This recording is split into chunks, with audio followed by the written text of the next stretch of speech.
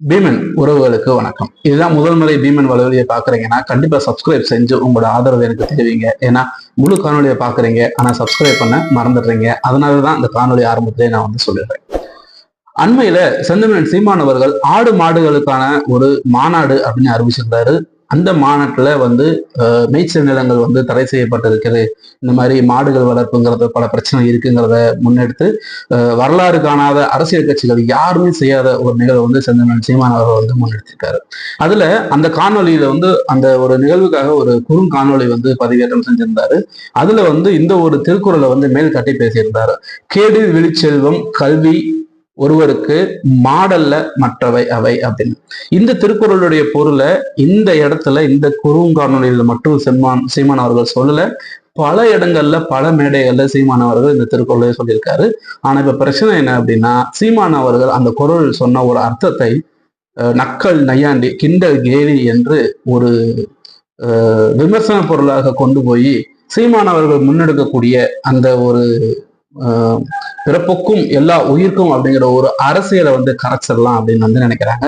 இதோட உண்மைத்தன்மை என்ன, இந்த குறளோட உண்மையான அர்த்தம் என்ன, சீமான் அவர்கள் ஏன் இந்த இடத்துல மாடல்ல மற்றவை அப்படின்னு சொல்ற இடத்துல மாடல்லங்கிற இடத்துல மாடுங்கிற வார்த்தையை பயன்படுத்துகிறாரு அப்படிங்கிறதான் அலசி ஆராய்ந்து இந்த காணொலியில நம்ம ரொம்ப தெளிவா பார்க்க போறோம். இந்த திருக்குறளுடைய அர்த்தம் அப்படிங்கிறப்ப சீமான் அவர்கள் மேடையில என்ன சொல்றாரு அப்படின்னா, கேடில் விழுச்செல்வம் கல்வி. அதாவது கேடில் அப்படின்னா எந்த தீங்கும் விளைவிக்காத ஒரு செல்வம், விழுச்செல்வம் அப்படின்னா அதிகமான ஒரு செல்வம், அது கல்விதான். அதுல எந்த விதமான மாற்று கருத்தும் கிடையாது. ஆனா மாடும் நம்மளுடைய செல்வம் அப்படிங்கிறத சொல்றாரு. இதுதான் இங்க இருக்கிறவங்களுக்கு பெரிய பிரச்சனை. இந்த திருக்குறளுக்கு நிறைய பேர் பாத்தீங்க அப்படின்னா தெளிவுரை எழுதியிருக்காங்க, விளக்குரை எழுதியிருக்காங்க. இதுல பலர் எழுதின திருக்குறள், முக்கியமாக வரதராசனார் அவர்கள் எழுதினது பாத்தீங்க அப்படின்னா, ஒருவருக்கு அழிவில்லாத சிறந்த செல்வம் கல்வியே ஆகும். கல்வியை தவிர மற்ற பொருட்கள் அந்த அளவுக்கு சிறப்புடையானது அல்ல அப்படின்னு சொல்லியிருக்காரு. 2 வரிகளை முடிச்சிருக்காரு. இரண்டாவதாக ரொம்ப பழமையாக புகழ்ந்து பேசக்கூடிய இன்னொருத்தர் பாத்தீங்கன்னா பரிமேலழகர். அவரோட உரையில ஒருவருக்கு கேடு இல் விழிச்செல்வம் கல்வி என்றால் ஒருவனுக்கு இழிவு இல்லாத சீரிய செல்வமாவது கல்வி, மற்றவை மாடு அல்ல என்றால் அது ஒளிந்த மணியும் பொன்னும் முதலாயின செல்வம் அல்ல, அழிவின்மையாவது அப்படிங்கிற மாதிரி ஒரு கருத்து சொல்லியிருக்காரு. அது பாத்தீங்கன்னா மணக்குடவர் உரை அப்படிங்கிற இன்னொரு உரை இருக்கிறது. அவரும் இதே கருத்து, கல்வி ஒரு அழியாத செல்வம், மற்ற செல்வங்கள் எல்லாமே பாத்தீங்கன்னா நிரந்தரம் அல்லங்கிற மாதிரிதான் சொல்லியிருக்காரு. இது ரொம்ப முக்கியமாக நம்ம பார்க்கக்கூடிய ஒரு உரை என்னன்னு பாத்தீங்க அப்படின்னா, தேவநேய பாவனர் அப்படிங்கிற ஒரு அறிஞர், தமிழ் அறிஞர், தமிழ் வரலாற்றுகளை ஆராய்ச்சி செய்யக்கூடிய ஒரு நபர். அவரு எழுதியிருக்காரு.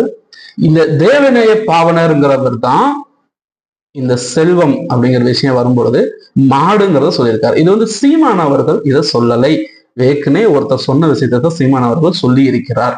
மற்றவங்க சொல்லலை அப்படிங்கிறதுக்காக நம்ம இதை குற்றமா சொல்லிட முடியாது.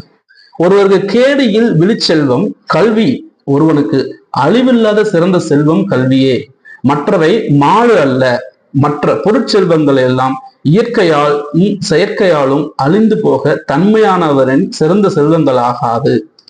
கல்வியின் கேடின்மையை வெள்ளத்தற்ற போகாத, வெந்தலால் வேகாத, வேந்தராலும் கொல்லதான் முடியாது, கொடுத்தாலும் நிறை மொழி குறைபடாது, கல்லோர்க்கோ மிக வரிது, காவலோ மிக வெளிது, கல்வி என்னும் உள்ளத்தை பொருளிக்க உலகமெல்லாம் பொருள் தேடி யுழல்வதேனோ என்னும் பழந்தனியால் அதிக கல்வி சிறப்பு அறிவொழுக்கம் அரசனாலும் மதிக்கப் பெறுதலும் வறுமையிலும் நட்பத பேருமாம், அறம்பொருள் இன்பமும் வீடும் பயக்கும் புறங்கடை நல் இசையும் நாட்டும் உருங்கவலோன்களின் கைங்கொடுங் கல்லூலிங்கிழங்க சிற்றுயிர் குற்ற துணை என்பது நீதி நெறி விளக்கம்.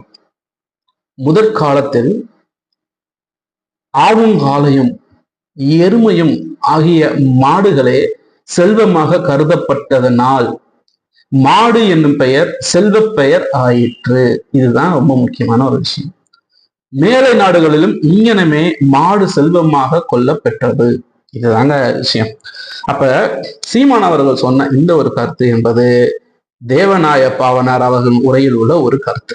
அப்ப எப்பொருள் யார் யார் வாய் கேட்பினும் அப்பொருள் மெய்ப்பொருள் காண்பது அறிவு அப்படின்னு திருக்குறளிலே சொல்லப்பட்டிருக்கு. எப்பேற்பட்ட விஷயத்தை செந்தமிழன் சீமான் அவர்கள் முன்னெடுத்திருக்கிறார். வாயில்லாத ஜீவன்களின் உரிமைகளுக்காகவும் அவர்களுடைய வாழ்வாதாரத்திற்காகவும் ஒரு அரசியலை முன்னெடுக்கும் ஒரே அரசியல் தலைவராக இருக்கக்கூடிய செந்தமிழன் சீமான் அவர்கள். சரி, இப்ப தேவநேய பாவனார் மாடுகளை ஒரு செல்வமாக சொல்லக்கூடிய ஒரு விஷயத்த அவருடைய ஒரு தெளிவுரையை சொல்லியிருக்காரு. இன்னும் கொஞ்சம் வித்தியாசமா யோசிச்சு பார்க்கலாம்.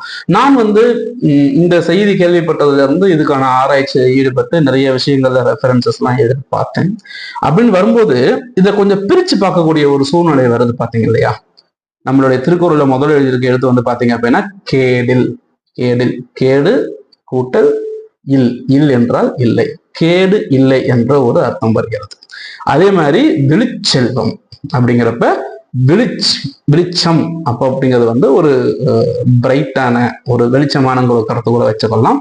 செல்வம், சிறந்த செல்வம் அப்படிங்கிறதான் கேடில் வெளிச்செல்வம். அதாவது சிறந்து விளங்கக்கூடிய ஒரு செல்வம் என்பது அது கல்வி. ஒருவருக்கு மாடல்ல மற்றவை அப்படிங்கிற ஒரு இது வந்தது. இந்த இடத்துல மாடல்லங்கிற வார்த்தையை பிரிச்சு பார்த்தோம்னா மாடு கூட்டல் அல்ல, மாடல்ல அப்படிங்கிற வார்த்தை வருகிறது. இப்போ வார்த்தை மாடு என்றால் அர்த்தம் என்ன அப்படிங்கிறதான் இங்க நம்ம பேச முடியுது.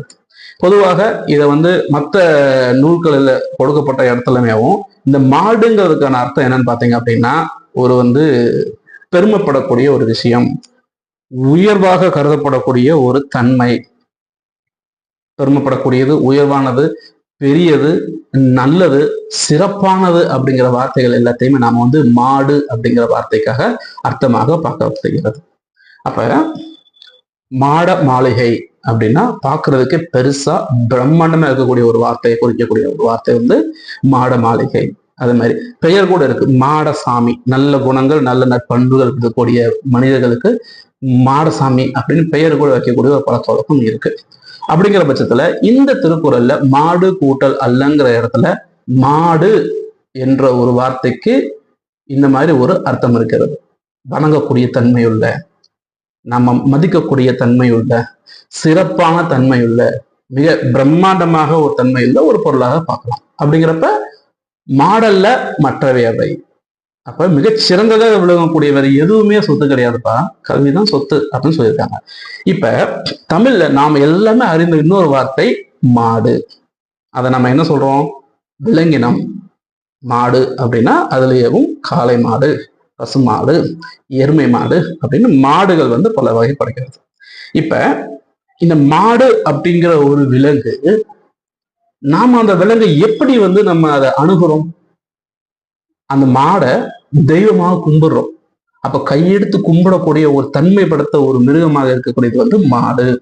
நம்மளோட தமிழர் சமூகத்துல மாடை ஒரு தெய்வமாக கும்பிடுறோம். அதுக்கு நம்ம தனியான மதிப்பு கொடுக்கிறோம். நம்ம வீட்டுல மனிதர்களுக்கு சமமாக மதிப்பு கொடுக்கக்கூடிய இன்னொரு உயிரினம் அப்படின்னு வரும்பொழுது அது மாடு மிகவும் சிறந்ததாக விளங்குகிறது. எந்த அளவுக்கு சிறந்தது என்றால் தாய்ப்பாலுக்கு மாற்றாக கொடுக்கக்கூடிய ஒரு பால் என்றால் அது மாட்டுப்பால். அப்போ அவ்வளவு சிறப்பு மிக்க ஒரு உணவு கொடுக்கக்கூடிய ஒரு விலங்கினம் மாடு.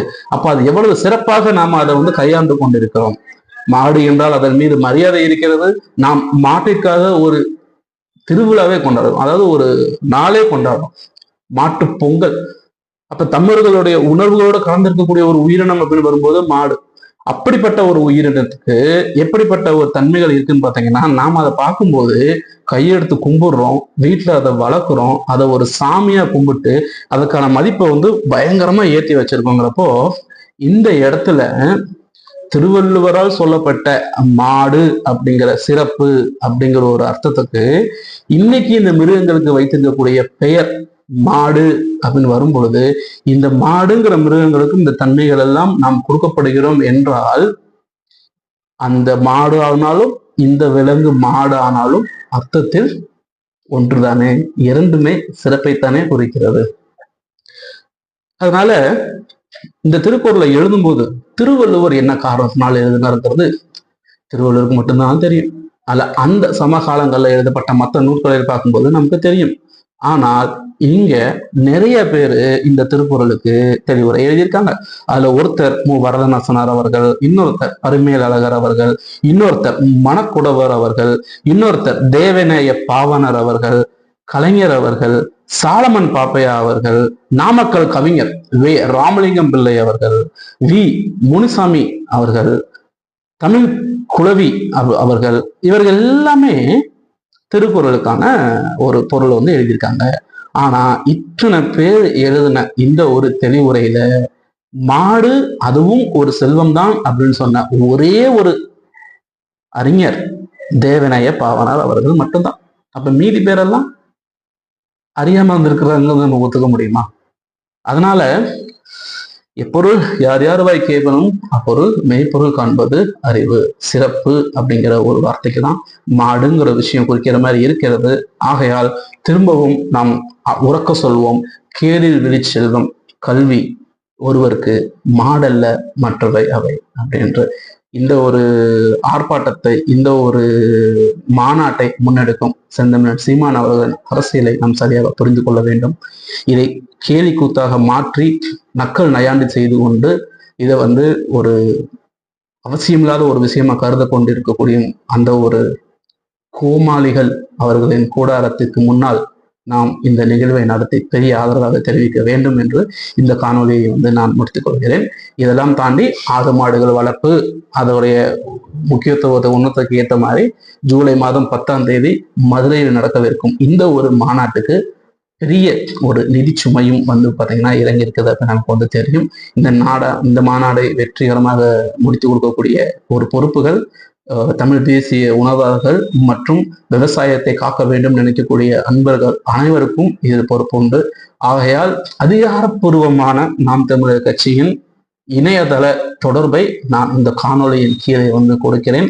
அதில் நீங்கள் அழுத்தி நேரடியாகவே அந்த காணொலியை கொடுக்கிறேன். அதில் நீங்கள் அழுத்தி உங்களால் இயன்ற தொகையை கொடுத்து நாம் தமிழர் கட்சியின் இந்த ஒரு மாபெரும் முன்னெடுப்புக்கு ஆதரவு தெரிவிக்குமாறு கேட்டுக்கொள்கிறேன். நன்றி உறவுகளே, அடுத்த காணொலியில் சந்திப்போம். உங்களுக்கு ஏதாச்சும் கருத்து இருந்துச்சு அப்படின்னா கீழே இருக்கக்கூடிய கருத்துல தெரிவிங்க. கண்டிப்பா நான் படிச்சு அதுக்கான பதில் தெரிவிப்பேன். நன்றி.